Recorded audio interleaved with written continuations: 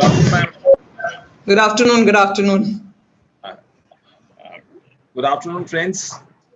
It's always a pleasure catching up to learn the nuances of law as a professional and as a student of law. And especially once you are being given the insights by a professional who has a knowledge par excellence, and at the same time, who has the practical experiences, what could be the law of divorce, etc. As we all know that divorce law in India is vast, and to put it across in 2 sessions is quite challenging. But that's what they say, that once you have a speaker who can put it across in an hour or so or 2 hours, it only shows that how you can funnel across the all issues in the right sense. And that's, they say, makes the difference between a ordinary and an extraordinary person. We all know in a broader sense that there are divorces with mutual consent, a contested divorce, and a void marriages. And what are the grounds on which you can have contested divorce? That is, what are the various grounds as to whether it is cruelty, adultery, desertion, conversion, mental disorder, communicable disease, renunciation of the world, etc. But what is the law on that? You may know as what is ordinarily said, we used to have a one judge out here, and ordinarily the lawyers generally read the head notes and say this is the law. He used to say, don't read the telegrams can be deceptive, read the entire letter. So in the same way, once you can have the borderlines of what are the various grounds on which one can have the divorce, because ordinarily once you join the law college itself, though it shouldn't be, but people do contact you to say what could be the ground, I am quite disturbed, what are the way forwards. One may have the broader contours to decide upon it, but what are the law and what are the things forward? In these circumstances, we requested Ma'am Aruna Farswani, who is Principal Judge, Family Court, Thane Mumbai. And they say that challenges in the metro cities are always different, especially during these testing times. And she had been kind enough to accede to our request. And the way the participants are just logging in the platform as well as on the different forum. And for the first time, we would like to share, though the topic is different, that earlier we used to be only live on the Facebook, but this time we are also live on the YouTube as well as on the Instagram. Over to you, ma'am, and thank you for acceding to our request. Thank you for introducing me in your own good words. And I also thank for inviting me to join and share a little knowledge with my experience and discussing the broad parameters which are, basically affecting divorce, which is now becoming a parallel institution, I would say, with marriage. As marriages are also being performed, divorces are also increasing. I would first give a little background about marriage to come to divorce, because until there is a marriage, there cannot be a divorce. So marriage in a broad sense, it would mean legal and social sanction to a union of a man and woman, which would accord them the status of husband and wife, and then a legitimacy to their offsprings. Now, marriage also includes legal rights and duties between the parties. It can be, legal and also social, because marriage is a social institution. For Hindus, marriage is a sacrament. For Muslims, it's purely a contract. And because a meher is given by a man and the female accepts it in presence of two witnesses. For Parsis, also it's a contract, but with a ceremony of Ashirvad. Amongst Jews, it is Kutaba. Christians also, treated more as a contract than a sacrament. This marriage institution is the basic foundation of our civil society, and both public and the state are interested in its stability. I would read a paragraph which has really impressed me, which is from Navin Kohli's case, the Supreme Court. Do you want me to give the citations right away, or I can give it later on?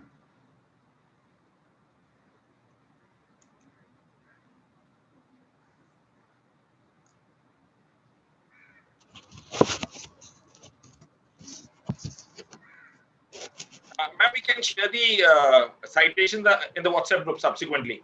Otherwise, the audience will get distracted. You can give this. Otherwise, you can just give the caption. They can be shared with these citations later on. Yeah, I can give the name of the parties and then, Yes. Okay. Yes. And I will the have the detail of citation with you. We will share it in the WhatsApp group. Okay, that would be nice, because there are a lot of citations. If I That's keep what on, I'm saying. Otherwise, there will be very difficult to carve out the differences, whether they have to hear you or whether they have to jot down the citations, etc. Absolutely. Thank you. Sorry for this interruption, but it made the little things clear. Okay. Now, in Navin Kohli's case, it has been expressed that the foundation of a sound marriage is tolerance, adjustment, and respecting one another. Tolerance to each other's fault to a certain bearable extent has to be inherent in every marriage. Petty quibbles, trifling differences should not be exaggerated and magnified to destroy what is said to be made in heaven. We always say marriages are made in heaven, but now we add to it, but broken on earth in quotes. A Danish proverb says that deaf husband and a blind woman always make a happy couple. Herbert Louis Samuel has stated, I quote, "It takes two to make a marriage, the success, and only one to make a failure." The clashes are not only between the couples, but it's among all the family members and all the other members. Experience says, like I earlier said, that cases for divorces are increasing in every court, and this number is going far beyond. There are various causes which have been recognized by the legislature which would dissolve the marriages in court. There are personal laws like the Special Marriage Act, Hindu Marriage Act, Indian Divorce Act, Parsi Marriage Act, the Dissolution of Muslim Marriage Act, which have recognized various matrimonial offenses for dissolution of marriage. I will take the common causes which are from all these acts, and these causes are the most important causes which have been referred regularly to the courts. They are cruelty, desertion, adultery, and mental ill health. I have put the word mental ill health, but which basically is unsoundness of mind and mental disorder. These are some of these grounds amongst the other grounds. The other grounds can be change of religion, certain vulnerable diseases. The man is not heard for about 7 years. In the other personal laws, there are many more other grounds, which I will discuss in the second part of our session. At present, our Indian legislature for divorce is based on fault theory. No party can take advantage of one's own wrong. In the courts, the most common matrimonial offense which comes is alleged by the parties is cruelty. Now, what is cruelty? Cruelty basically means being cruel. There is no specific definition, of cruelty qua matrimonial offense.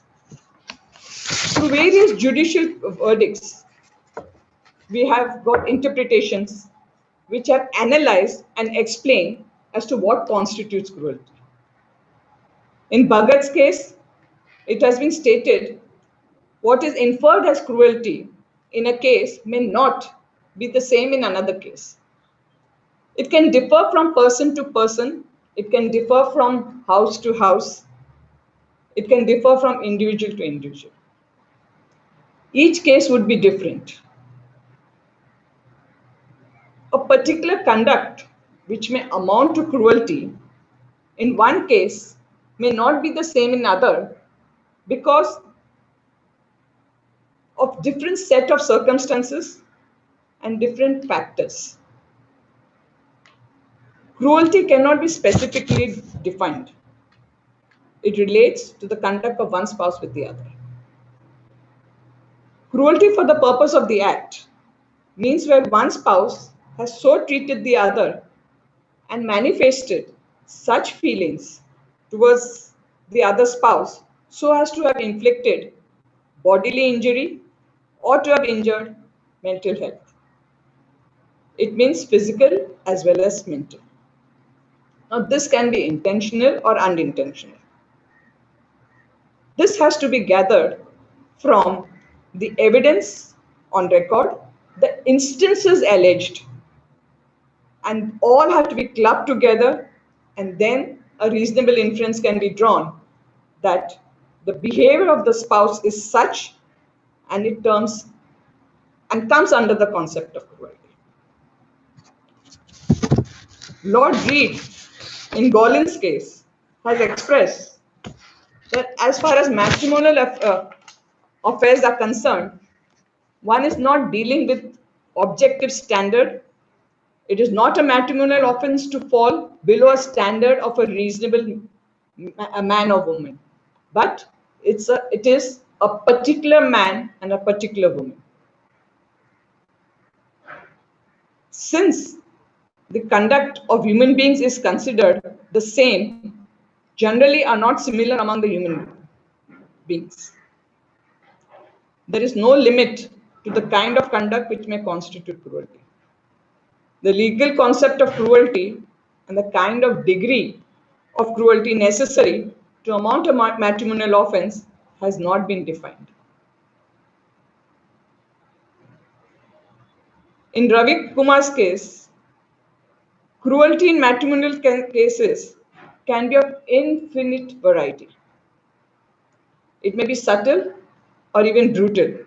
It may be by gestures or by words. When at times it can be physical or in any other form. It may be just an attitude or an approach in silence. In such situations, all these factors cumulatively considered and then analyzed whether it amounts to cruelty. Therefore, cruelty as an offense can be in indefinite varieties. In each case, the physical and mental conditions of the parties need to be considered, as all quarrels have to be weighed accordingly to determine the concept of cruelty. Merely because there are allegations and counter allegations, a decree of divorce cannot follow. The same need to be considered in the context which they are made. Even a mere delay in disposing of the divorce proceedings by itself is not a ground. We know that in every court, the proceedings are pending for a long period of time. Every time some application or the other delays the main proceedings. There are numerous witnesses to be examined. There are times when the counselings have to be done to the parties to either reconcile or mutually settle the matters. So therefore, this long period of the proceedings pending in court, it by itself cannot be a ground. There has to be some extraordinary material on record other than the admitted material to grant divorce. if there is no full trial. Now, this concept can see various colors: physical, mental, social, economical, and you can go on and on with it. So, what would be the standard of proof, one would ask oneself? The standard of proof required to establish or prove cruelty is on preponderance of probability and not beyond reasonable doubts as in criminal proceedings. The law has been developing from time to time with the passage as the time goes by. In modern times, the duties and responsibilities have seen a tremendous change. There are varying degrees from house to house and person to person. It also depends upon the lifestyles of the couple, what they're accustomed to, their economical, social conditions, their culture, education level, traditions, and lastly, the human values to which they attach importance. So, slowly, there are so many factors coming in which finally have to be analyzed to consider the conduct of the parties. Now, prior to the amendment of the Hindu Marriage Act 1976, the spouses had to establish cruelty as such a cause which would bring a reasonable apprehension in the mind that it would be harmful or injurious to live with the other spouse. But after the amendment, the spouse has only to establish cruelty on the probabilities. Now, if you take the case of physical cruelty, it's a question of fact and degree. There may be a case where the conduct complained of itself is bad enough and per se unlawful or illegal. Taking the case of demand of dowry.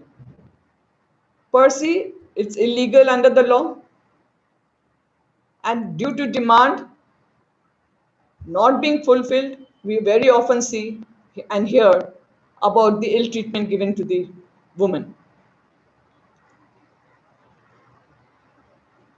In these types of cases, where it is itself bad and per se unlawful or illegal, cruelty is established if the conduct itself is proved or admitted. Physical violence is not absolutely essential to constitute cruelty, and a consistent course of conduct inflicting immeasurable mental agony and torture may well constitute cruelty. Even a single act of violence, which is of grievous nature and inexcusable, satisfies the test of cruelty. Wife is not a chattel to be beaten at the whims and fancies of a man. It is not necessary to prove cruelty that there must be many incidents of beating. Some incidents, if established, are more than sufficient. This was observed in Deepavanti Roy's case. A mere plea of the spouse that the other spouse has caused cruelty by using filthy and abusive language cannot be accepted as proved and established. It is expected that the spouse would give particulars. As earlier stated by me, you have to club the instances and incidences together. So these are those particulars which have to be given. Those are the instances and incidences from which an inference can be drawn that yes, this can be amounted to cruelty. The allegation should not only be pleaded, but proved. And those pleaded allegations must give a rise to apprehension that the conduct amounts to physical or mental cruelty. Specific instances of cruelty must be pleaded Allegations do not spell out special instances or make such allegations of cruelty which, if considered cumulatively, lead to reasonable apprehension in the mind that it would be harmful to reside with the other spouse. This has been observed in Vishnu Shankar Pandey's case. So any spouse seeking divorce on the conduct of each other resulting in petty quarrels is not a ground for divorce, though might have resulted in physical or mental ailments. In J. Nanda's case, the mere fact that the parties are unhappy because because of some usual wear and tear or due to some failings in the temper would not be sufficient to spell out a case of cruelty. Cohabitation cannot be destructed merely because of different temperaments of spouses. Defect of temperament must ordinarily be accepted for better or worse. In Vanita Saxena, it has been held that mental cruelty will not depend upon the numerical count of such incidents or only on the continuous course of conduct, but one has to really go by the intensity, gravity, and stigmatic impact of it when meted out even once, and the effect of it on the mental attitude necessary for maintaining a conducive matrimonial home. If any imputations against the character of any spouse is alleged, either by the wife or the husband, without any foundations, and the same is based on mere suspicion, such baseless allegations of illicit relationship amounts to mental cruelty if not proved. Ordinary instances of ordinary instances of quarrels does not amount to cruelty. For example, wife adopting dominating attitude and spending extravagantly or going frequently to a parent's house. This was considered in Tapan Chakraborty's case. Husband had alleged that the wife was quarrelsome with neighbors, friends, and with visitors. She also went to his workplace and demeaned him in presence of other co-workers and students. It was found by the trial court and upheld by the Supreme Court that there was not sufficient evidence to prove the allegations which were pleaded. On the other hand, a criminal complaint was lodged by the wife and the husband was acquitted in the said proceedings. On that ground, the husband had not approached the court alleging mental cruelty, but with regard to her behavior. This was considered by the Supreme Court in Magnash. I'll find it a little difficult because it's a South Indian name, Magnashkari case. This is the latest judgment in 2020. Now here the court held that the allegations were not proved and therefore the husband was not entitled for a divorce. Allegations leveled by husband against wife, which are totally vague and trivial in nature, and occasional outburst by the spouse or use of offensive language once in a while cannot be termed as cruelty. This was considered by the Punjab and Haryana High Court in Avtar Singh's case. The threats given by the wife that she will put an end to her own life or she will make the husband lose his job and have the matter published in the newspapers, persistent abuses and insults hurled at the husband and his parents are all of so grave as the conduct of the wife would impale the husband's mental agony, his job satisfaction and reputation. This is the most famous case, the Dasanesh case, where the court held that this conduct and behavior of the wife would amount to cruelty. Threats of committing suicide may also amount to cruelty. Pankaj Mahajan's case. In the case of Joseph, where the husband had resorted to unnatural sexual in the case of Vinit Joglekar, where the husband had resorted to unnatural sexual relationship with his wife, against her will, the court held it amounts to cruelty. On the other hand, when the wife refuses to have sex and did not cooperate for a long period of time, she did not perform her matrimonial duties, the court held in Joseph's case that these acts of the wife amounted to cruelty. So refusing to have sexual intercourse for a considerable period of time by the wife would amount to cruelty to the husband. Vidya Vishwanathan's case. In Ashok Kumar Singh's case, the Supreme Court observed where the husband is proved to be impotent and not capable of giving sexual satisfaction to the wife or vice versa, it amounts to cruelty. Mental torture to wife cannot be brushed aside lightly on the ground that there was no physical violence. This was considered in S. Jaykumari's case. Cruelty, however, has to be distinguished from ordinary wear and tear of marital life. It cannot be decided on the basis of sensitivity of a person.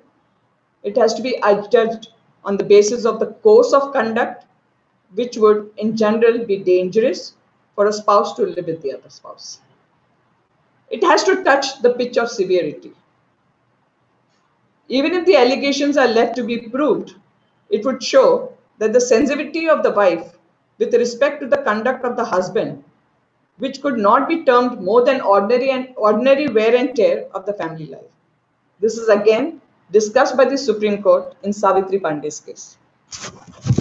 So to constitute cruelty, the conduct complained of should be grave and weighty so as to draw the conclusion that the petitioner cannot be reasonably be expected to live with the respondent.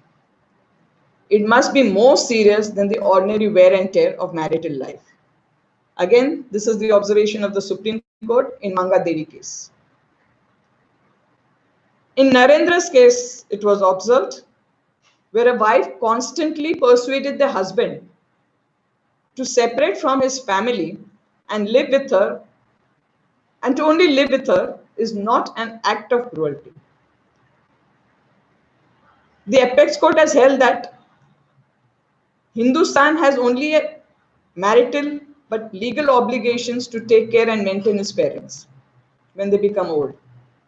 In normal circumstances, the wife is expected to be with the family of the husband as she becomes integral part of the family.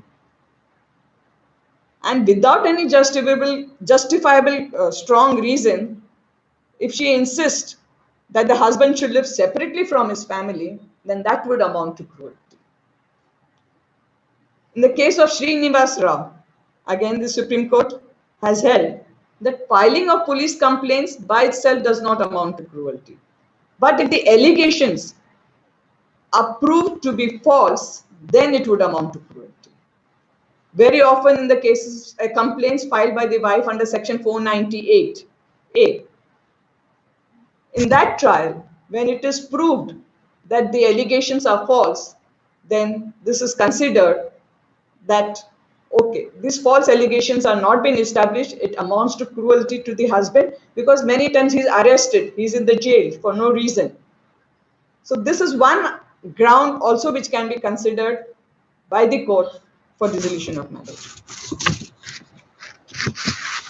Making unfounded, indecent, defamatory allegations against the spouse or his relatives in the pleadings, in the complaints, issuing notices or in news items which may have adverse effect. In Yu Shri case, the Supreme Court found that the wife was making wild allegations about the conspiracy in the family of her husband to get him remarried for the greed of dowry. She put her husband in an embarrassing situation, including his father, who was also his guru, from which he took music lessons. Wife showed immense dislike to his sadhana in music and exhibiting indifference and contempt to the tradition of teacher and disciple. Spectrum of this fact was held mental cruelty. The other classes which can be considered are, now wife was forced to abort her pregnancy against her will. This also amounts to cruelty. On the other hand, if the abortion by the wife without the consent, uh, I think I'm back. On the other hand, the abortion by the wife without the consent of the husband and without his knowledge would amount to cruelty to the husband. This was one of the exhaustive incident and illustration given by the Honorable Supreme Court in Sama Ghosh case. It is also held by the Supreme Court in Suman Kapoor's case also. Now, there are times when the husband takes a lot of loans and the creditors keep visiting the house. This disturbs and harasses the woman of the house and the children. I had a case before me where a wife had filed a petition for divorce, saying that the husband was into some business of trading in second-hand cars, and he initially did well in his business, but thereafter, with the passage of time, he started losing in his business. Then after, he again started some other business. Now, in the meantime, he had taken a lot of loans.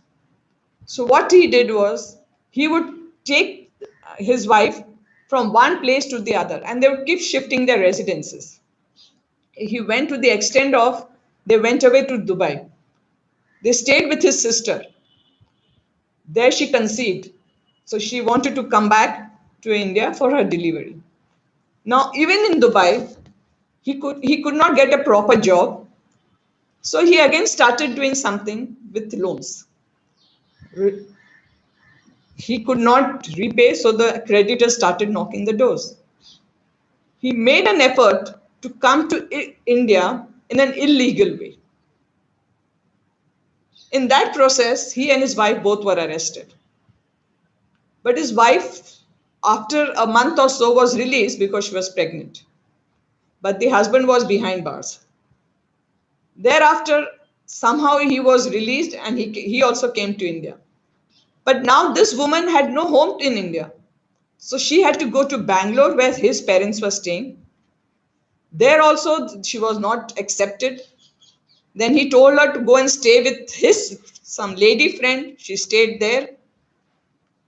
Nothing happened. Ultimately, she came to her parents' house for delivery, which was in Bombay, Thane. After the delivery, she really thought she will have to do something to meet her two ends. She did some course. She started working. Now, this man came back from Dubai because he was released and started staying with her at her parents' house. Again, shifting from one place to the other was going on with the child. And ultimately, they settled down in Thane in a rental premises. He had to do something to earn. He again started the business which he was used to, that is the trading of cars, with the business of dealing in other aspects. Now, in this whole process, he again, as he was an habitual person taking loans, he got into again taking the loans. And as usual, he could not repay the loans. What he did, he would go out of the house and send the creditors to the wife. She had to face the music of all his misdeeds. And the ultimate last straw was when one of the creditors told that they had a daughter, that the daughter should be sold to pay off their debts. And this was something which, nobody would accept. With this last straw, she just saw to it that she moved out of those rental premises, went back to her parents' house and filed a petition for divorce. The man did not come to the court, and ultimately I granted her the divorce. Because if this man is in the habit and all the time taking creditors and then does not even have the audacity of meeting and facing those creditors, and this poor woman and the daughter has to face all these sorts of things. So that marriage was dissolved. All this act and conduct of the husband, I held that it amount to cruelty. Even when the husbands take loan in the name of their wives and they're not being able to repay this amount, this also would amount to cruelty. This has been held by, in the case of Srimati Manpreet Verma.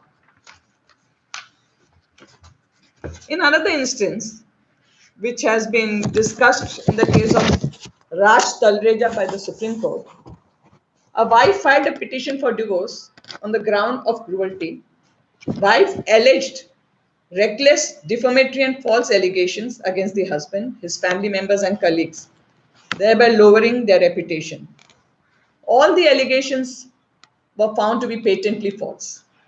Now, this conduct of the wife, alleging false allegations against the husband, they said it amounts to cruelty, and he was entitled for dissolution of his marriage. Newly wedded husband suffering from cancer, hearing ailment, and infertility. Now, suppression of these facts, which came to light on the day of the marriage, the court held, the Madras High Court held, that it is a shock, pain, and sorrow, and a continuous mental agony to the wife, because her future is very uncertain with such type of man. The other thing would be reckless, defamatory, and false accusations against spouses, against the spouse, his family members, and colleagues would lower the reputation in the eyes of his peers. Scandalous allegations by wife against husband.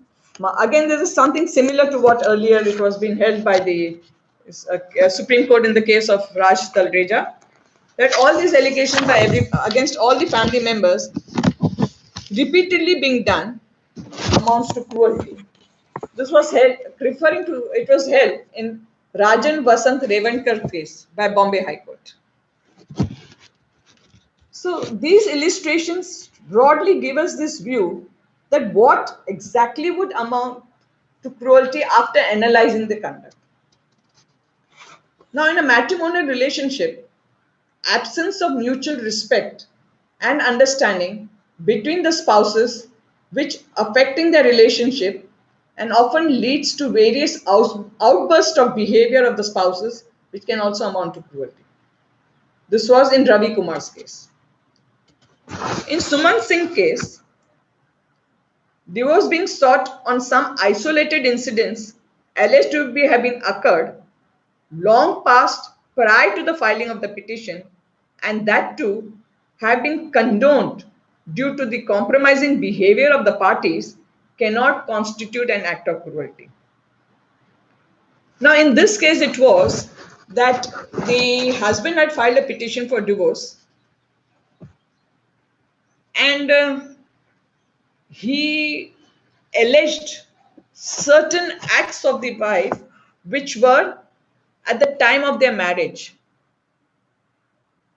And they have cohabited for several years together. They had 2 children from the marriage. And the court said that now, after so many years of marriage and living together, it means you have condoned, forgiven her, for all those acts.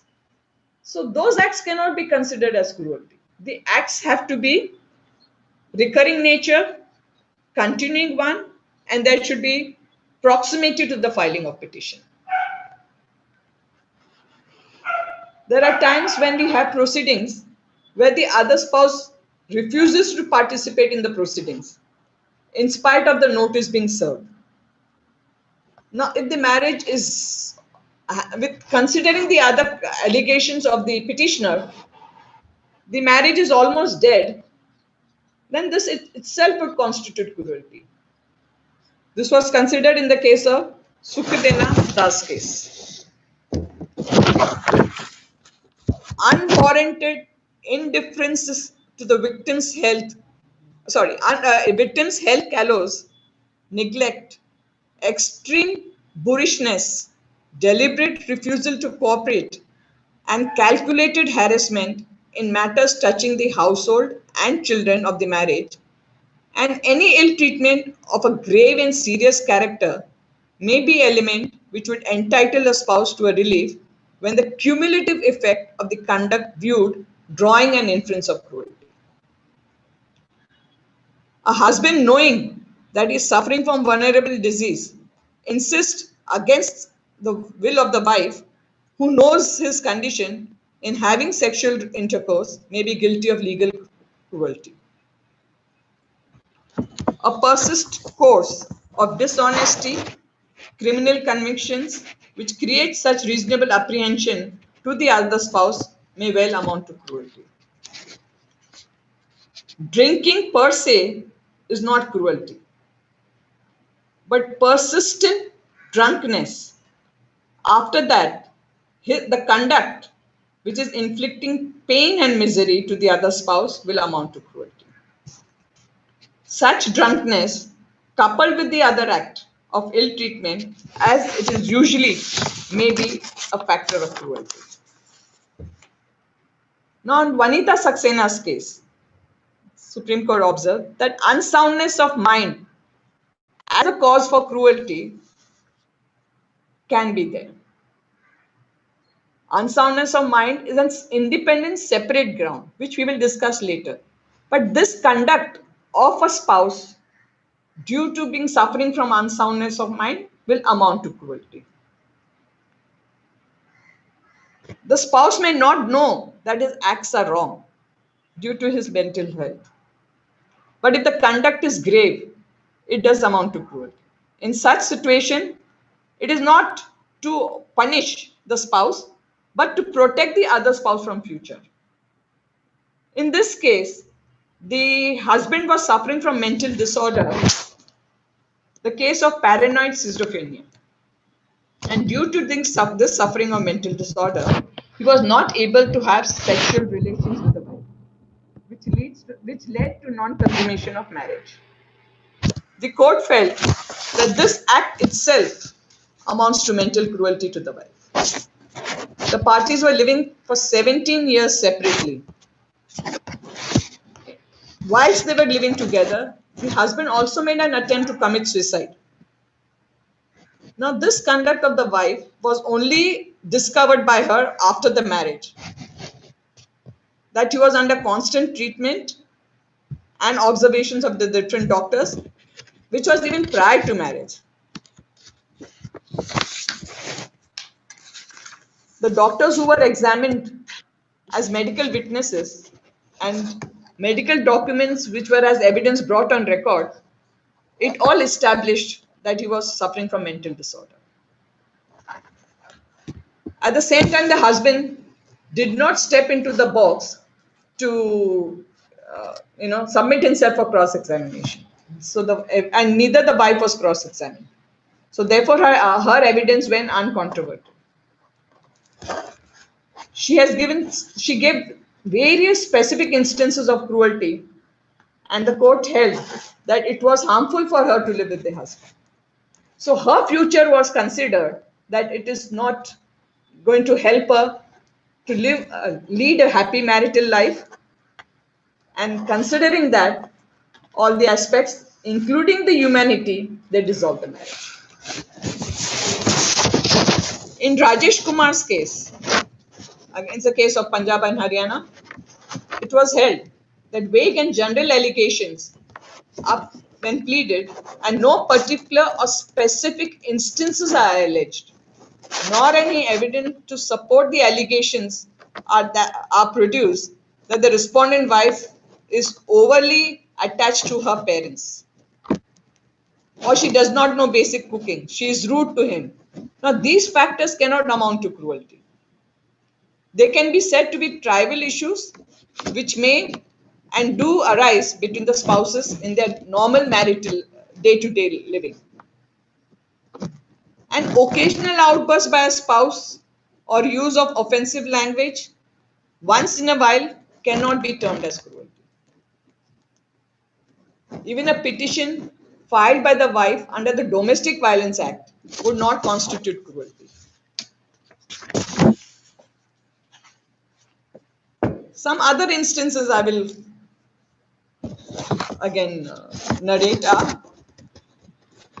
Now, these are various instances which have been observed by various high courts, like attending late night parties by the wife, mere not sending wife to a parental house.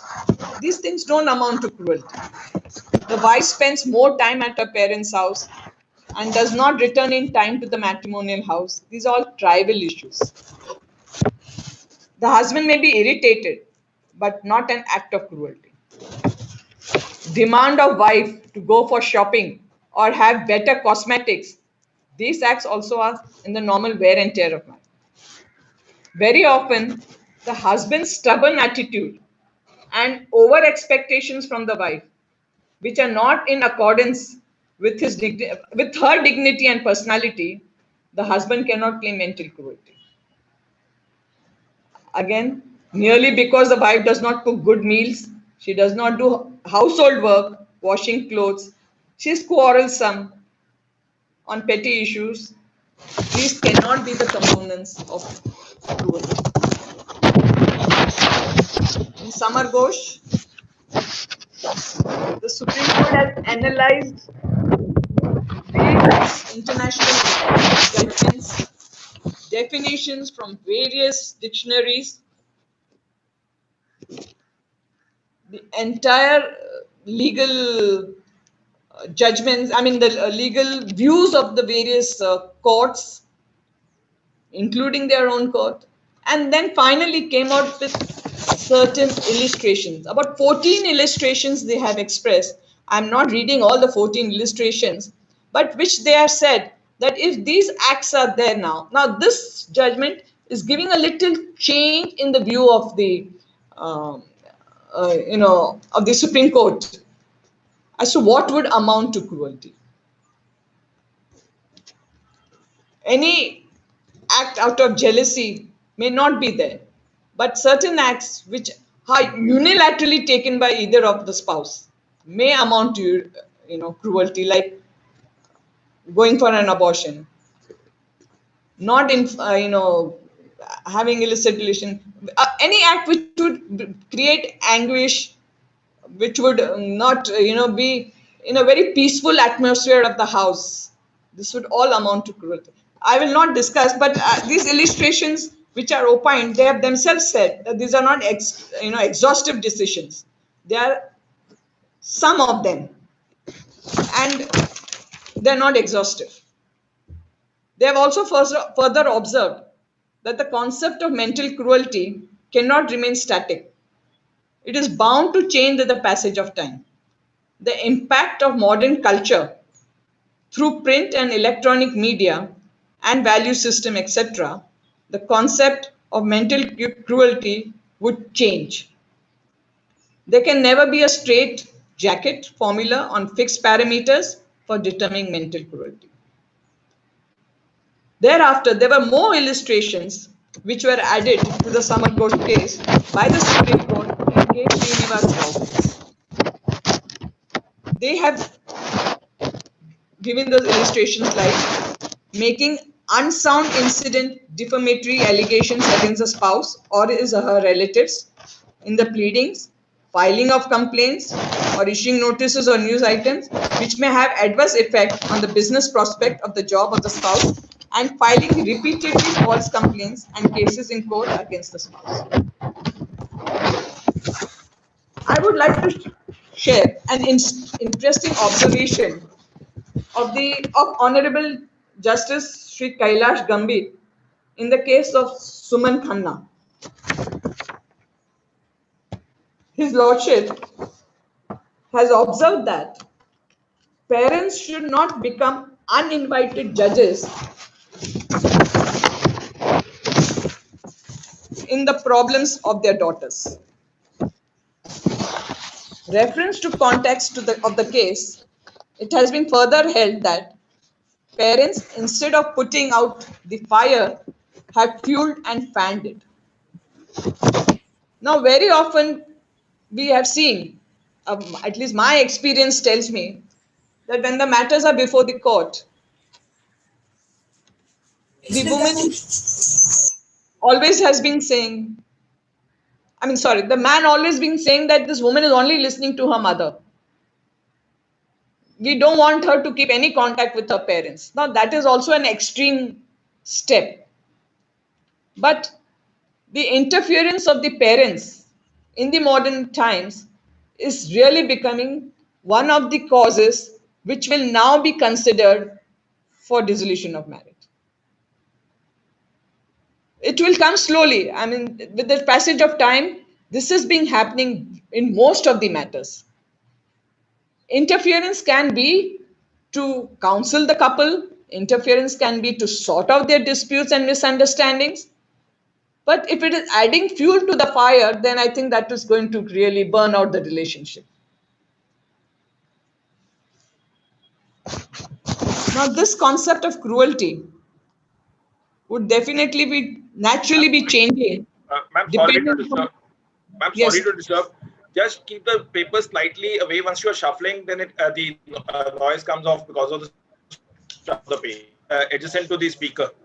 Sorry, come again. I didn't get you. The paper? Ma'am, once you turn off the pages to give the citations, it is near to the speaker, then the noise comes. So slightly keep the pages slightly. Okay.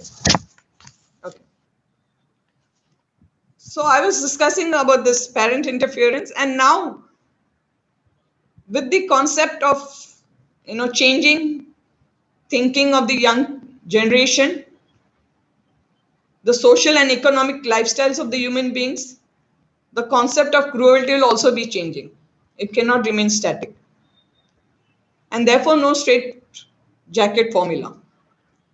One cannot categorize the cruel conduct, nor can we compartmentalize. Every act has to be judged in relation to its attended circumstances and mental conditions of the party. It's a debatable subject in different courts, and in different courts, they have given illustrations explaining the meaning whilst analyzing the conduct of a spouse, which could constitute cruelty. Various aspects are considered, like the human nature and the changing social concepts and standard of living.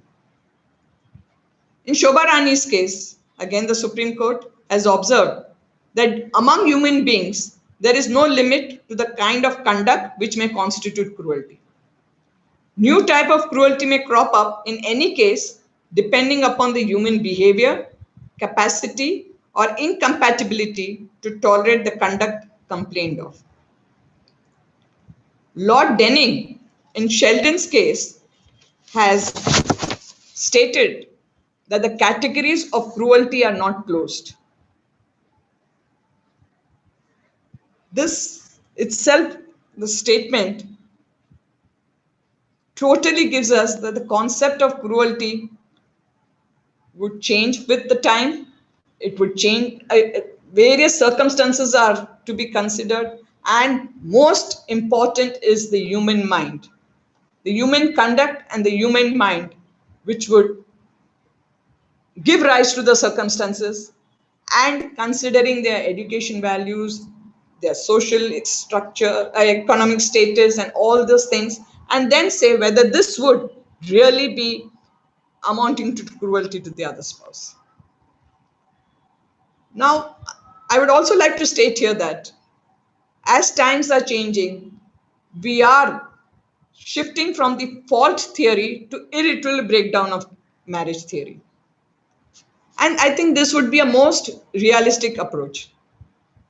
Once the marital relations are broken and there is no emotional bond, the tie is only on paper, then it needs to be dissolved. You can't force couples to live together. And therefore, even when a decree under restitution of conjugal rights is passed and the couples do not live together, you can't force them. The decree is of no consequences, because ultimately, what is the punishment to that decree if not obeyed is to attach the property of the husband. There's nothing else. So how does it help, to reunite the couple? And therefore, it's the human mind. It started from Naveen Kohli's case, where the expression of irritable breakdown of marriage has been considered as a ground for divorce. But there are some jurists who have expressed their apprehension that introduction of this ground, as it would throw wide open the doors to litigants who would create more problems than solving them. The Law Commission of India, in its 71st report, has dealt with the concept of irritable breakdown of marriage. It has mentioned about it. It has stated that restricting the ground of divorce to a particular matrimonial disability causes injustice to those cases where in situation parties are not at fault, or in a situation marriage cannot survive. In reality, the marriage is dead. A shell out of which the substance is gone, no emotional bonds, their essence of marriage is disappeared. In such cases, there is no reason to keep the marriage alive on paper. This would be the right solution to dissolve the marriage as the marriage has really been irretrievably broken down. Well, this ground is still not available to the trial court and the High Court to discuss, to dissolve the marriage. But yes, coupled with some other ground, the court can decide this matter. Now, this has been held in the case of Anil Kumar Jain case, that only the Supreme Court under Article 142 can dissolve this marriage on this ground. There are many more judicial pronouncements on the theory of irritable breakdown of marriage. They have been discussed, and mostly in all the Supreme Court cases. Normally, this ground is also discussed by the high courts, but these Supreme Court judgments are literally trying to state that now the time has come to consider this ground also. In the case of Jordan Dingesh, V. Bhagat, Savitri Pandey, Geeta Mullik, Vishnu Dutt Sharma, R. Srinivas Kumar, and lately in 2020, Munish Kakkar's case. So I have tried to give you various illustrations which have been analyzed and by the various courts, and which have given us the directions and the indications that, okay, these acts can amount to cruelty in certain facts and circumstances of the case. But it still says each case is different. It depends upon each case what would amount to cruelty to the concerned spouse. The conduct and behavior cannot be considered only on a particular instance which has been given, or on the illustrations given by the apex court or the high court, but the trial court or the courts have to consider overall, cumulatively, the entire matrimonial life and also the entire lifestyle of the couple before we say, yes, this amounts to cruelty. With this, I have given my various aspects of cruelty. From this, I go to the other ground, because we are discussing not one ground today, we are discussing 4 grounds, the 4 common grounds. I now go to adultery.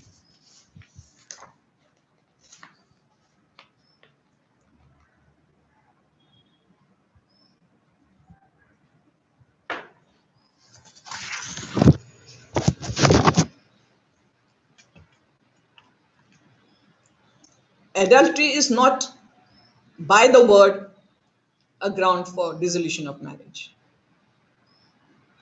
It has not been used in any of the sections, in any of the laws. The sections read as, after solemnization of marriage, had voluntarily sexual intercourse with any person other than his or her spouse. In other words, it can be said extramarital sex. Now, prior to the amendment in the Hindu Marriage Act of 1976, the words were living in adultery. But after amendment, it has come, even a solitary instance of sexual intercourse with the other spouse, other than the spouse married spouse is sufficient to grant the decree of divorce.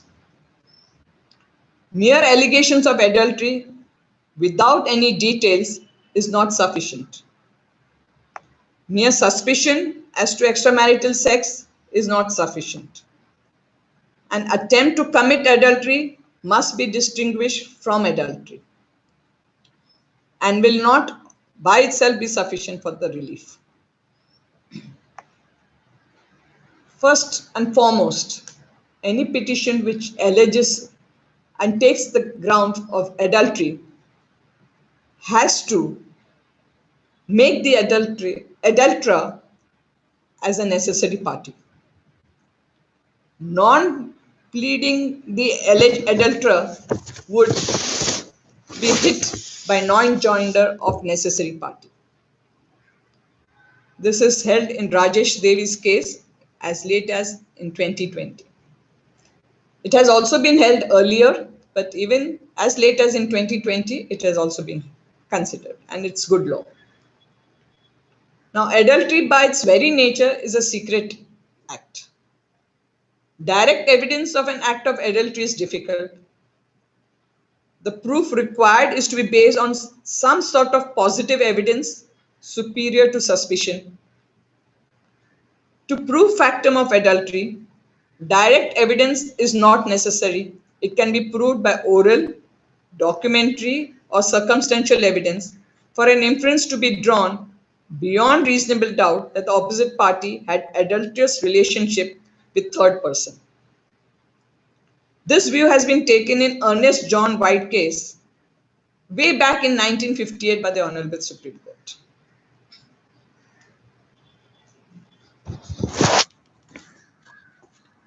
It has also been taken by the various high courts, Bombay High Court in Devyani's case, Srivastav's case by Allahabad High Court, Sanjukta's case by Orissa High Court. Now, adultery is generally proved by presumptive proof, which is based A, on circumstantial evidence, B, evidence of non-ex and birth of the child, C, contracting venereal diseases, and D, confessions and admissions. An attempt to commit adultery must be distinguished upon adultery and will not itself be sufficient for relief. Basically, circumstantial evidence is not normally expected as an accepted rule.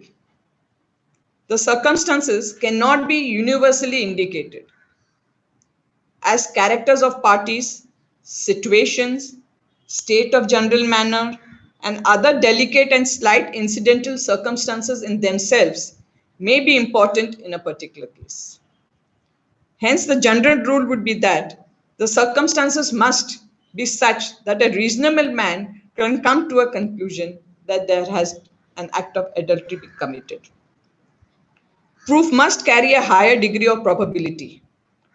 Mere suspicion is not enough to avail a remedy under this section. The mere fact that some male relative of the respondent had written some most important improper letters to the wife is not of itself sufficient to prove adultery. This has been held in Chandramohini's case. The presumption of legitimacy is highly favored by law. It is necessary that proof of non-ex must be clear and satisfactory. This is what the Supreme Court has observed in Venkateshwarlu case. Hence, the mere premature birth of child is not per se a ground of adultery. The circumstances need to be established to prove adultery. The birth of a child to the wife, where there was no access to her by the husband during the possible period of conception, shows no doubt adultery by wife. But it must be satisfactorily established that the birth of the child was clearly as a result of adulterous intercourse. Proof of adultery must be of such character as would lead a reasonable man to conclude no other inference than the misconduct.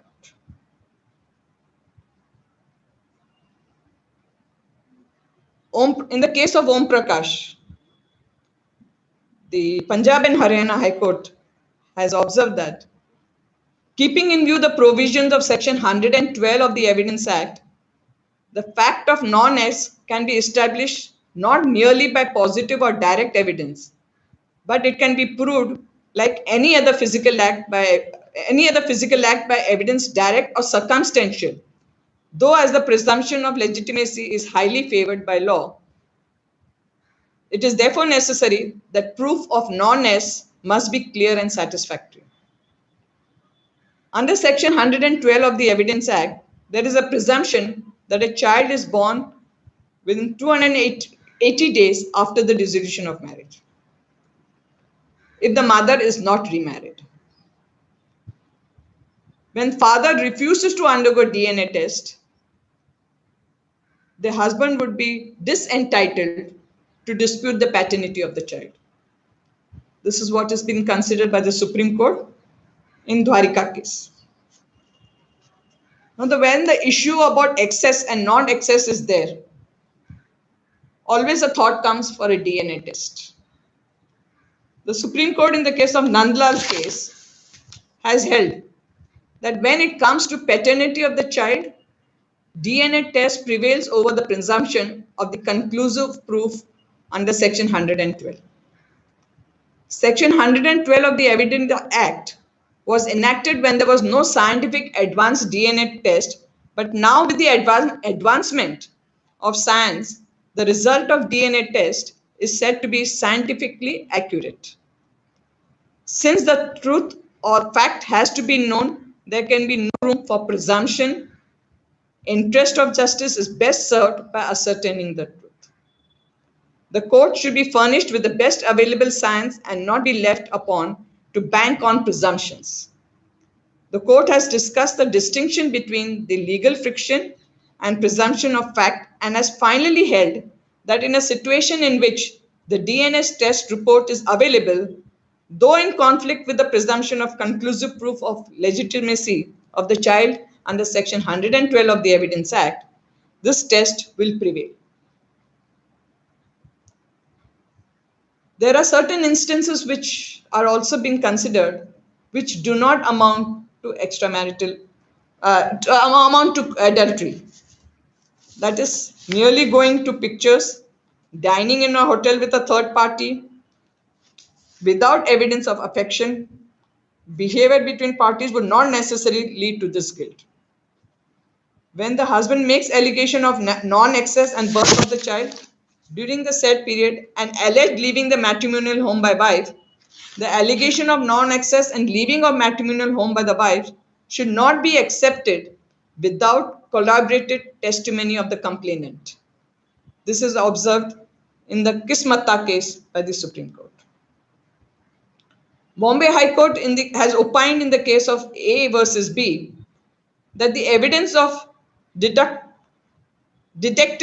has to be accepted with caution, and unless there is some collaboration, it is hazardous to accept the evidence of such agency in toto. It is very easy to levy allegations of adultery, but to substantiate with such allegations, reasonable and cognate evidence has to be produced. Being seen is not required. The important requirement is day, date, and time, which should come on record so that the person who has alleged to have indulged for adultery can have the opportunity to defend this case and explain the same. Therefore, adultery as an offense is not easy to establish. It is, with the circumstances, it is to be established with non-X. Now, non-X can be collaborated with the DNA test report. Direct proof is very difficult, but it has to be something where the evidence is such that a normal person would also consider, yes, these circumstances will lead to establish that the act of adultery has been committed. It's only then it can be said that the spouse is, has committed this offense and is guilty of the offense. So from this, I go to the next aspect, that is basically the condonation of the offenses, because it's the cruelty and adultery which are the two offenses which legally are being discussed, which can be condoned. Condonation of offenses under section 23 2B of the Hindu Marriage Act has specified cruelty and adultery. The Hindu Marriage Act has not defined condonation. The general accepted definition meaning would be forgiveness and restoration with knowledge of all material facts. It is regarded as forgiveness, express or implied, for a breach of a matrimonial offense with an implied condition that it would not be repeated. Dasanesh Case, reference has been made to the offense of cruelty, which has been examined, and the doctrine of condonation has been explained that it means forgiveness of matrimonial offense and restoration of offending spouse to the same position as he or she occupied before the offense was committed. To constitute condonation, therefore, there have to be two things: forgiveness and restoration. The parties to lead a normal sexual life, even after the series of acts of cruelty by one spouse, is a proof that the other has condoned the cruelty. The Supreme Court has further observed that though intercourse is not necessary ingredient of condonation, in many judicial pronouncements, it has been seen that when the couple cohabits, are blessed with a child after the act of cruelty, then the doctrine of condonation is inferred. It is also said reconciliation is a test of condonation. If the husband and wife have started cohabiting between them after the knowledge of the act of adultery, the petition on the ground of adultery can be rejected. This is in Chandramohini Srivastava's case. But if the offending spouse continues to indulge in adultery, then there cannot be condonation. Cohabitation with one's wife against her will does not amount to condonation of act of cruelty committed earlier by her husband. This is Rita Kishore case. In Avinash Eknath Nikhalji's case, an undertaking given for a good conduct by wife, condonation in such circumstances would always be subject to implied conditions that offending spouse would not commit a fresh matrimonial offense, either of the same variety or as the one condoned or of any other variety. The undertaking need not be complied. Fresh petition for divorce can be filed.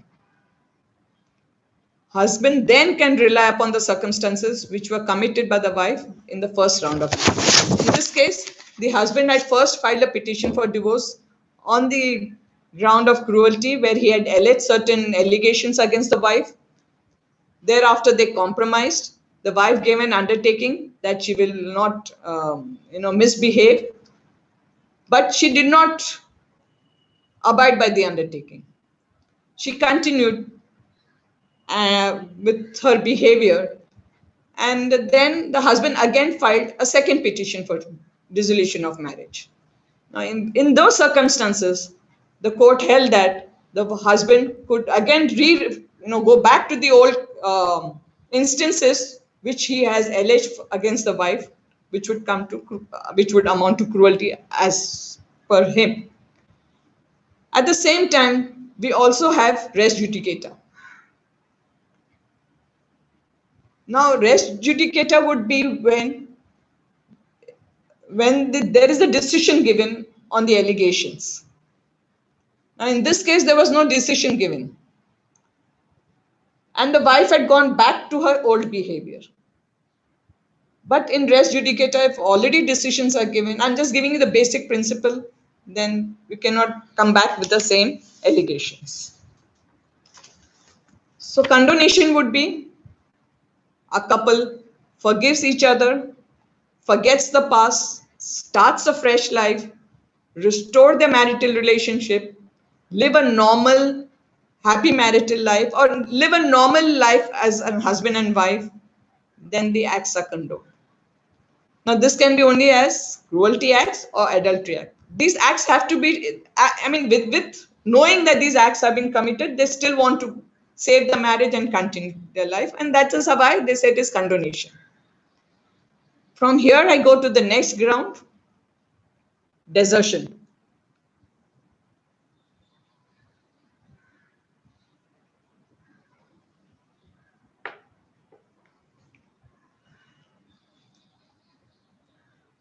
Now, word desertion refers to abandonment or giving up. It means intentional abandonment of one spouse by the other, without his or her consent and without reasonable cause. Therefore, 4 conditions need to be fulfilled. There should be a factum of separation, but there is a condition precedent that it should be 2 years, which is a statutory requirement. The most important is the intention to bring the marital life to an end. And lastly, without consent of the other spouse and without reasonable cause. The first 2 conditions are essential for the deserting spouse, and the last 2 are for the deserting spouse. The question of desertion is a matter of inference to be drawn from the facts and circumstances of each case, and those facts have to be viewed as to the purpose which it is revealed by those facts or by the conduct and expressions of intention, both anterior and subsequent to the actual acts of separation. This has been viewed by the Supreme Court in Sanat Kumar Agarwal's case.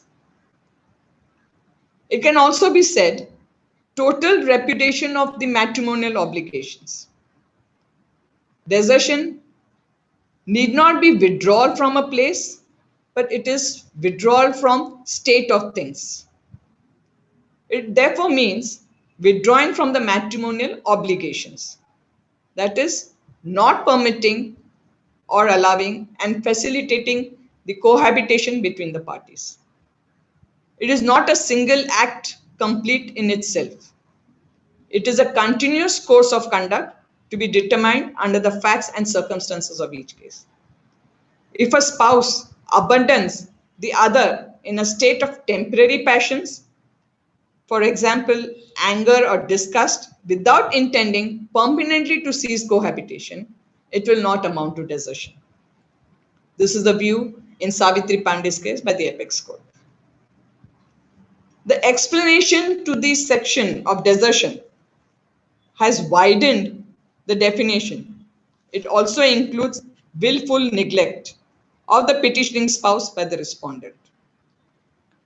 One effect of including willful neglect in the meaning of desertion is that willful neglect of one spouse by the other is sufficient to establish abandonment or expulsion conduct and amounts to proof of animus discendi, that is, by consent bringing an end to the marital ties on the part of the latter.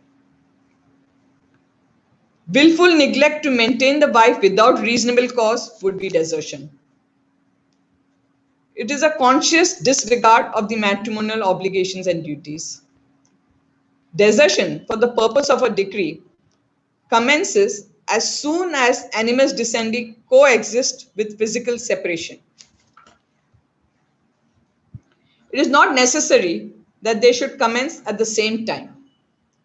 De facto separation may commence without the necessary animus, and later the spouse may decide to leave his or her partner permanently. It is from that point of time from where the period of desertion shall be counted. This has been considered in Neeta's case.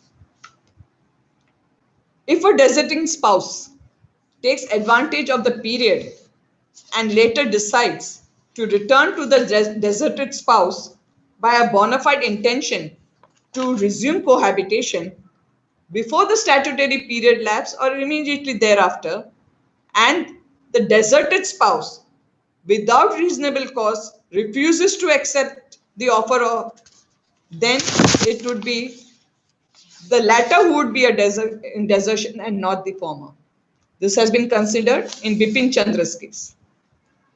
This concept was further elaborated in Lakshman Uttamchand Kriplani's case and Rohini Kumari's case. In the said case, it has been held that desertion does not imply only on a separate residence and separate living, but it is also necessary that there must be determination to put an end to the matrimonial relationship. In Lakshman's case, it has been held that the inference may be drawn from certain acts which may not in any other case be capable of leading to an inference that it is to say that the facts have to be viewed as to the purpose revealed by those acts or by the conduct and expression of intention both earlier and subsequent to the actual acts of separation. Desertion is a continuous offense, and hence the factum of separation and animus descendi should be continued during the entire statutory period of 2 years immediately preceding the presentation of the petition. Mere abandoning the matrimonial house may not amount to desertion unless it is shown that the deserting spouse had intended to permanently bring the marital ties to an end with the consent and reasonable cause. If the spouse is living separately because of his or her job or without any intention to bring marital relationship to an end, it would not amount to desertion. That is, the factum of separation is there, but the intention is not there. Again, if a spouse abandons the other in a state of temporary passion or anger, without intention to bring an end to the marriage, it would not amount to desertion. This is Shobhan Singh case. In a case where a husband was in army, he did not take his wife to the place of his posting. Wife decided not to stay with his parents and she resided with her parents. This will also not infer desertion. This was in Vikas Sharma's case. There is another concept which is considered in desertion, that is the rule of constructive desertion. Now, this is well established that a spouse may be guilty of such misconduct as would render the continuance of matrimonial relations so unbearable that the other spouse feels compelled to leave the matrimonial house, and in such situation, it is the former who is a deserter and not the latter. This is observed by the Bombay High Court in Mr. X versus Mrs. Y's case. If one considers that there is no difference between a husband who leave his wife with an intention to bring an end to cohabitation and a husband who was with an intention by his misconduct compels his wife to leave the matrimonial house, thereby brings an end to cohabitation. But there is a small rider. The misconduct must be grave and convincing and not on petty issues which are in the normal wear and tear of matrimonial life. Therefore, who leaves the house first is not important. It is basically the intention which is very important to consider the concept of desertion. Where there is demand of money from the wife, she withdraws from the society of the husband, it cannot be said she is withdrawn without reasonable cause. But where there is no such demand and the wife does not respond to the efforts of her husband to fetch her back, even his notices, then such circumstances support the allegation of desertion. Desertion can also be proved while the spouses are living under one roof. If the petitioner himself or herself refused cohabitation with the other respondent, then there is desertion. Petitioner must show that he or she are not taking advantage of one's own wrong. If proved that petitioner did not permit cohabitation for consummation of marriage, in absence of cohabitation for consummation of marriage, petitioner is entitled for a divorce decree on the ground of desertion. This is the opinion of the Supreme Court in Savitri Pandey's case. Now, another instance. If the wife is living with the parents with the permission of her husband, it is not desertion. Wife, even when there are conditions of terror created for her and she has left the matrimonial home, again, it is not desertion which can be claimed by the husband. When the husband makes several allegations on the character and chastity of his wife, who is forced to leave the house, it cannot be said she is deserted. She has deserted the husband. The principle of constructive desertion is applicable in all these instances. If the husband is living in adultery, wife has a good cause to live separately. It does not fall in the ambit of desertion. Husband has performed second marriage and has himself forced the wife out of the matrimonial house. No relief of desertion can be given to the husband. Wife goes to her parents' house for delivery with the intention to return to the matrimonial house after the delivery. The conduct of the husband is considered that he does not visit the nursing home. He neglects the child and the mother. He treats them with cruelty. He does not make any financial arrangements for them. He does not even bother to go and fetch the wife. Now, in this situation, the wife has a just cause for living separately. But the husband cannot claim desertion. It cannot be said that she has deserted him. This is the view in Ramchandra Lamba's case. The question of desertion is a matter of inference to be drawn from the facts and circumstances of each case. And those facts have to be viewed as a purpose which is revealed, and those facts are by conduct and expressions of intent, both interior and external. This I have already been saying so.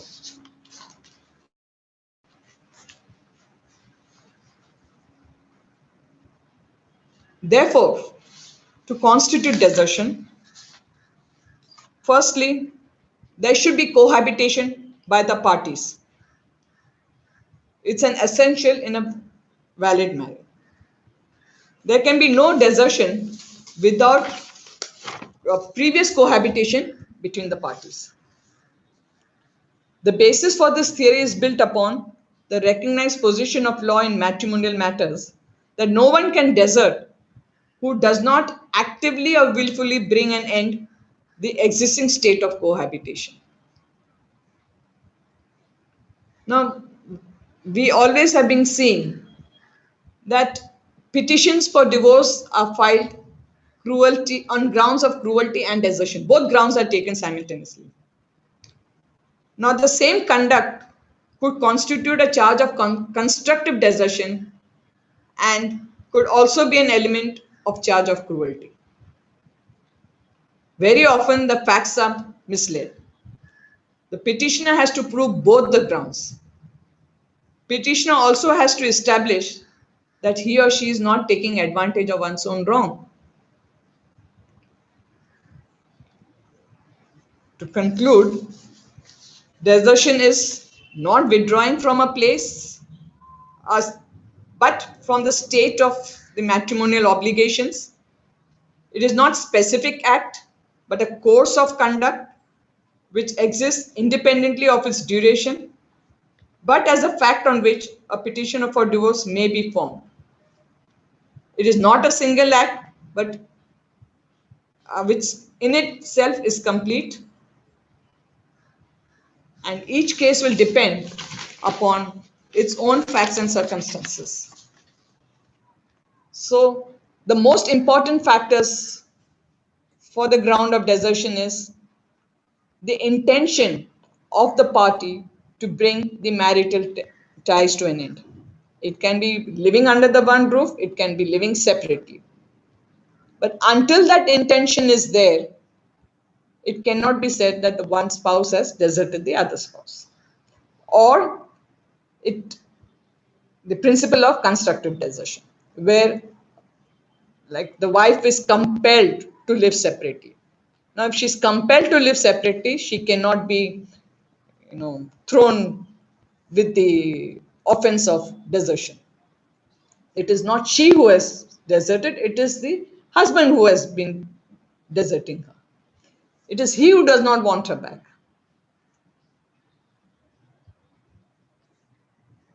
Um, I have one more ground, Mr. Vikas. Should I continue?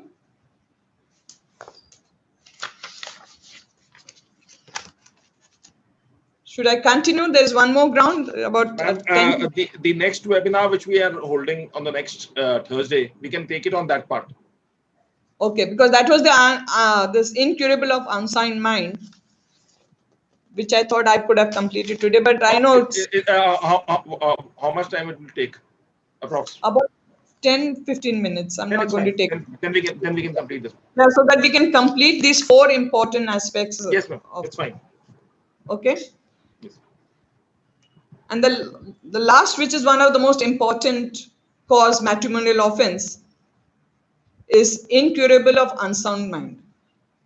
Now, this every personal law has been considering this section, this ground, and this section itself says that the unsoundness of mind, it should be incurable. The expression incurable of unsound mind, as used in Matrimonial Causes Act in 1950, in the Act of 1950, it was considered in Weissol's case, and it has been observed that in deciding whether a person is incredible of unsound mind, the test would be whether by reasons of his mental condition he is capable of managing his own affairs, and if not, act whether he can hope to be restored to a state in which he will be able to do so. The capacity to be required is that of a reasonable person.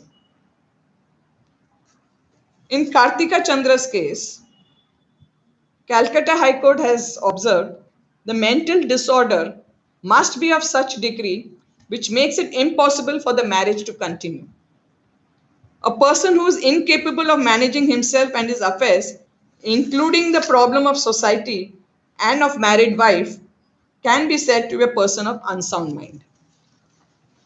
All mental abnormalities are not recognized as grounds for grant of divorce. Some are curable. The unsoundness of mind and mental disorder require assessment of the degree of the mental disorder. The degree should be of such an extent that the other spouse seeking relief cannot be reasonably expected to live with it. The burden is upon the spouse claiming these facts. This is considered by the Supreme Court in Ram Narayan Gupta's case. This case has been basically a very important case in consideration of this section, that is the unsoundness of mind. And the court has expressed various views on the subject. A person who can understand his affairs, though is feeble-minded, and a person of dull intellect is not a person of unsound mind. Oversensitiveness of mind can also not be equated with unsoundness of mind. In Alka Sharma's case, a person suffering from schizophrenia will start showing progressive deterioration in the level of performance at work. The behavior would be inappropriate, strange, and odd. In a case where a wife's conduct is such that she urinates in the presence of family members, she suffers from similar other acts, a kind of schizophrenia from which she suffers, husband is entitled to a degree. In T. Hari Kumar Naidu's case, it has been held that when the evidence is available with the petitioner, the refusal of the respondent for medical examination by doctors may lead to adverse inference. In a case where the wife denied the illness and refused treatment, it was held that the husband is entitled for dissolution of marriage. In Sudhir Saigal's case, it was held that even a certificate of doctor may not be sufficient to prove mental disorder. In Usha Gupta's case, it was considered that a few strong instances indicating short temper and somewhat erratic behavior on the part of the spouse may not amount to his or suffering continuously or intermittently from mental disorder. This is another very important case which is laid good law, that is Sharda's case. The Supreme Court in the said case has held that the court has the power to order a person to undergo medical test. Such order would not violate the right of personal liberty under Article 21. In spite of the order, the spouse refuses to go for medical examination, then the court can draw an adverse inference. The basic concern of the court is to find out as to whether a person who is said to be mentally ill could defend himself properly or not. Whether the spouse requires a treatment or not can be found out only when he is properly examined by the qualified psychiatrist. It may not be necessary for the spouse to submit himself for any blood test or pathological test. The apex court has concluded 3 points. Matrimonial court has power to order a person to undergo medical test. Passing such order does not violate Article 21. Such power of the court should be exercised if there is strong prima facie case that there is sufficient material before the court. Then in Tarlokchand's case, it has been held that the material fact of the wife being a patient of schizophrenia was not disclosed to the husband before marriage. It would amount to matrimonial fraud, and therefore he was entitled to the degree. Again, I go back to Ram Rana's case, where the court has held that the court should be cautioned of the section and of section 13(1)(I)(3), that is the Hindu Marriage Act they have been referring, which does not make a mere existence of a mental disorder of any degree sufficient in law to justify dissolution of marriage. So they say that only, there should be a sufficient degree. Only the allegation that the other spouse is suffering from mental disorder is not enough. It has to show that the degree is so grave that the spouse, complainant spouse, cannot continue to live the marital life. In Vanita Saxena's case, the court has held, in which I would give a little background of this case, was that the husband was suffering from schizophrenia, though the wife knew him prior to marriage, but this fact was not known to her. After marriage, she discovered that he is being suffering from different mental disorders. He is a schizophrenic patient. He is not being able to consummate marriage. He has made an attempt to commit suicide. So all these acts which were being done, she was, at the instance of the mother of the husband, the husband would beat her. When she complained to the mother of her mother-in-law, the mother-in-law said, you should tolerate all these things. So then the court felt that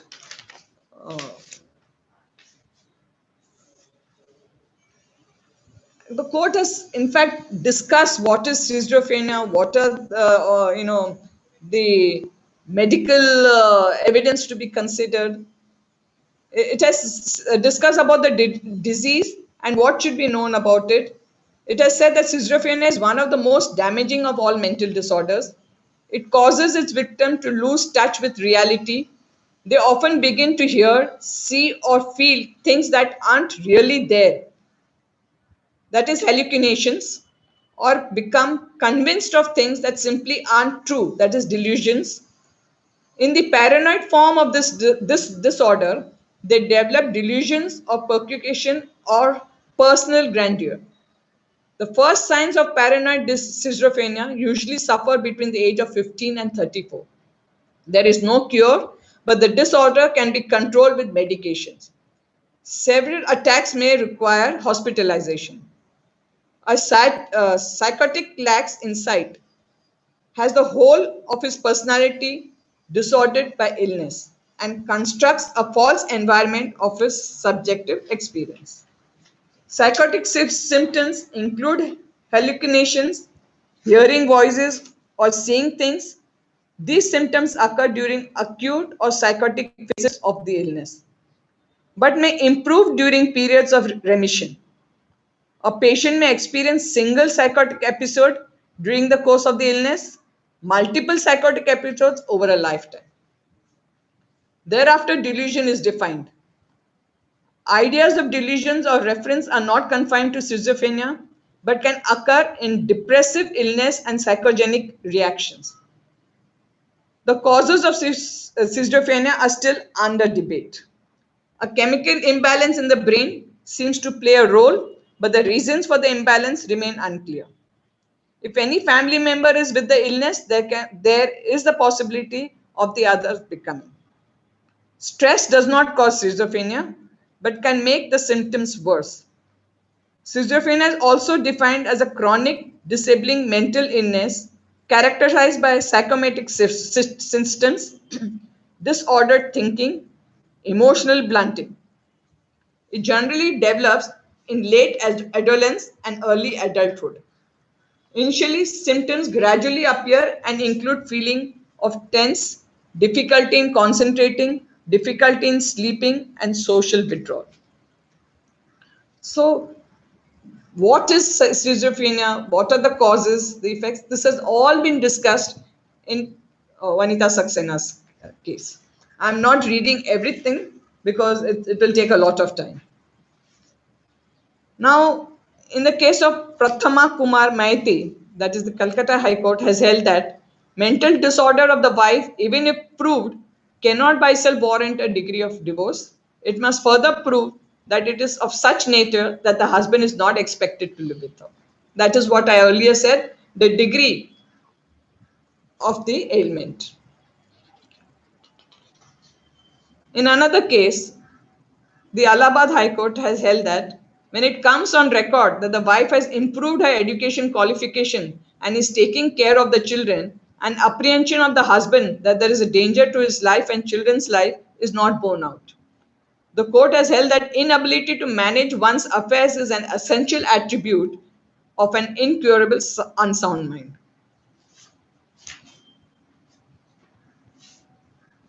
In Sher Singh's case, Punjab and Haryana High Court has observed that the husband did not produce any medical evidence to prove that the wife was suffering from any mental disorder. Neither the doctors stated so. Though the husband alleged that the wife was mentally ill, but he did not get her checked from any mental hospital. The court held that the refusal to do household work or sleeping for a long time could not be mental illness. To establish medical testimony is of considerable assistance. There was a case where the husband filed a petition on the ground of mental disorder of the wife after 13 years of marriage. He alleged that the wife took off the bridal garland on the marriage day. She also drank entire milk without offering a portion thereof. She refused to take food and was in the habit of drinking water with the turmeric powder. She applied castor oil to her hair and bathed twice a day. Now, these acts, the court held that they cannot be a result of mental disorder. This was considered by the Karnataka High Court in Jay Sudhakar Shenoy's case. Mere mental disorder in itself would not be entitled for the relief under the Act. Mental disorder of such a degree which would be impossible to lead a normal marital life or it's unreasonable to expect a person to continue to live life with the other spouse in such condition. There is difference between mental stress and mental unsoundness. If a spouse is unable to receive proper treatment or mental stress, which would cause due to the conduct of the other spouse, the mental strain would aggravate and affect the behavior of the spouse, but it cannot be construed as mental disorder. Therefore, unsoundness of mind, which is mental disorder, it cannot be just with allegations. The conduct of the party, the medical evidence, and finally, the degree should be such that it satisfies that yes, the complaining spouse cannot live with that person and therefore is entitled for dissolution of marriage. Lastly, just 2 minutes to conclude, I would just add one more aspect, that is customary divorce. Now, for a customary, we have very, in our country, customary divorce in remote places or in rural areas is very common. But the court does not recognize customary divorce until that is been proved. Now, for a valid custom divorce, it is observed that it should be long and it should be ancient. It cannot be created by an agreement. In Subhash Chandra Sharma's case, it was held that the petitioner required to lead cognate and convincing evidence to prove and substantiate the arguments made in the proceedings. No evidence to show existence of any practice of customary divorce prevailing in community. Custom is defined by the court considering section 29(2) of the Hindu Marriage Act. It is a rule which in particular family or a particular class of community or in a particular district has for long usage of time obtained, and then it obtains the force of law. It must be ancient, certain, reasonable. Then the court can consider that yes, it is a customary divorce. It has to be construed strictly and should be established by evidence. This has been observed in the case of Shalini Dhanraj. Now, I just wanted to give you this customary divorce because there have been cases where the parties enter into an agreement. I mean, they're misled, they enter into an agreement and then they say, yes, the marriage is dissolved. But when they come to the court, if their second marriage is in trouble and the party takes advantage that the first marriage is not dissolved legally and therefore declare my marriage as null and void. So therefore, these customary divorces cannot be considered per se until they have been established with a long period of time existing in their community, district or society. Thank you, Mr. Vikas. I think I have covered the first 3-4 important causes of dissolution of marriage. It's taken a long time. I'm sorry, I've taken a long time. No, not at all. Not at all. Only once the speaker takes the long time and he's explained all, then we don't take the questions because we feel that the majority of the participants have understood the things. Rest we all lawyers are quite clever to the effect that we ask the queries so that they can resolve the questions from the best person to be asked. and even the students can do that. But once there is a session which is explained elaborately with these legal provisions as well as how to proceed further. So one is always actually glued with that. And the participants being glued despite the fact that the office hours started or the professional, the second part. Because they say that first you, in a lighter way, they say that after 5:30, it is the OPD time for the lawyers. Okay. But during this pandemic period, what would happen? I don't think there should be any, or you all are all very active. Once you have to appear for the virtual courts, the only issue is the cases which were pending prior to the lockdown. They have not been taken up, but virtual courts cases are being filed. That's not the issue. Undoubtedly, the filing is not to that extent, but still it is there.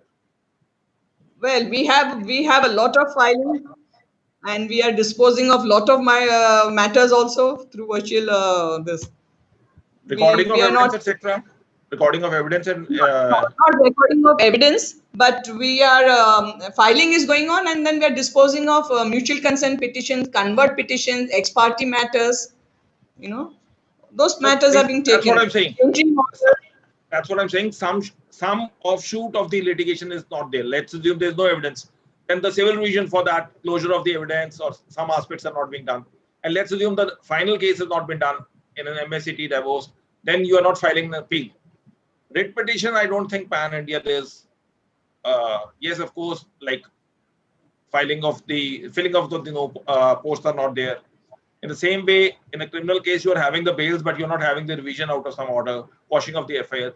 So that way, that's my presumption. Those cases in the district courts are being Yes. those cases are taken in the district court. Yeah. No, but I'm saying the cross-examination part, closure, 319, 311 aspects, the litigation which can make the lawyers move around.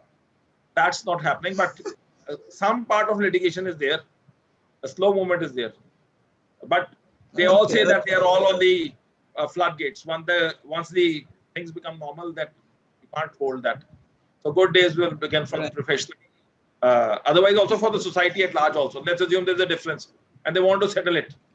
Maybe yes, it's not that mutual is always there. With the flux of time, with mediation process, etc., sinking of differences, with time, once you're coming to the court, you find the child out there, there's a difference between that. You iron out the creases.